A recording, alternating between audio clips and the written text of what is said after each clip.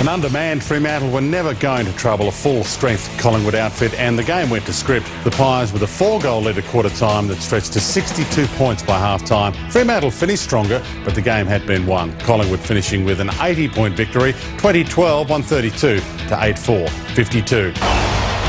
Though it was somewhat of a dead rubber, the first half was tight and competitive. Hawthorn with just a 10-point lead at the main break, but they pulled away in the second half, extending their lead to 33 points at three-quarter time. The Dogs kicking just 4 goals in the second half as they were simply overrun. The final score 16-17, 113 to 10-7, 67.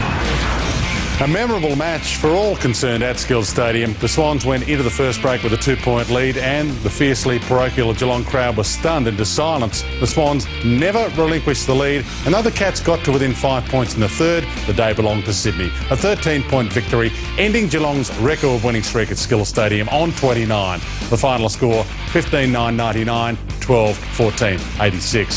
There was a lot on the line for both teams, and for the first 40 minutes it showed. But midway through the second term, the Roos faltered and the Saints took control. A 2-goal lead at half-time was never threatened, and the Saints pulled away, cementing their spot in the finals with a 65-point win, 19-21, 135 to 10-10, 70.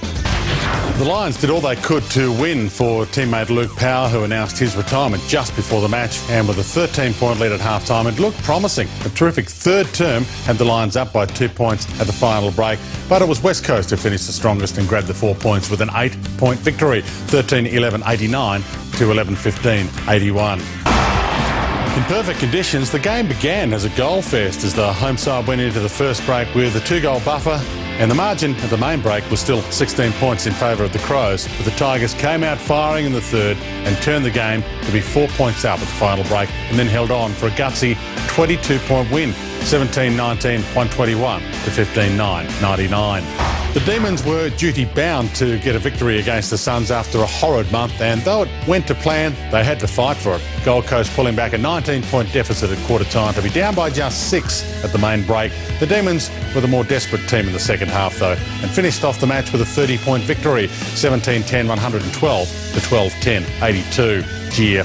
To the premiership ladder with 1 round to go. Collingwood, the minor premiers, Geelong, Hawthorn and the West Coast. Those positions will not change. Carlton 5th, that won't change either, regardless of what happens this week. But St Kilda and Sydney this week fighting for home finals.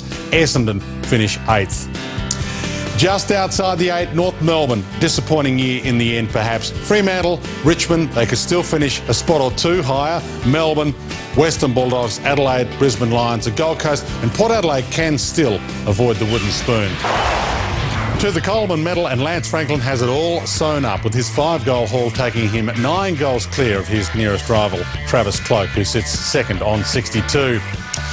For this week's matches, the final home and away round of the year. Collingwood and Geelong kick it off at the MCG on Friday night. On Saturday on Fox Sports, the Gold Coast host Hawthorn at Metricon Stadium. The Western Bulldogs meet Fremantle at Etihad. And a big game on Fox Sports, don't miss it, from the SCG, the Swans and the Brisbane Lions.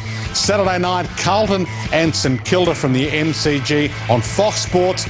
A triple header coming your way on Saturday, finishing with the West Coast and Adelaide. And on Sunday, Port Adelaide and Melbourne. A rare game at Adelaide Oval, but that's the future of football in SA. Richmond and North Melbourne at Etihad on Fox Sports, and the Bombers can sit back.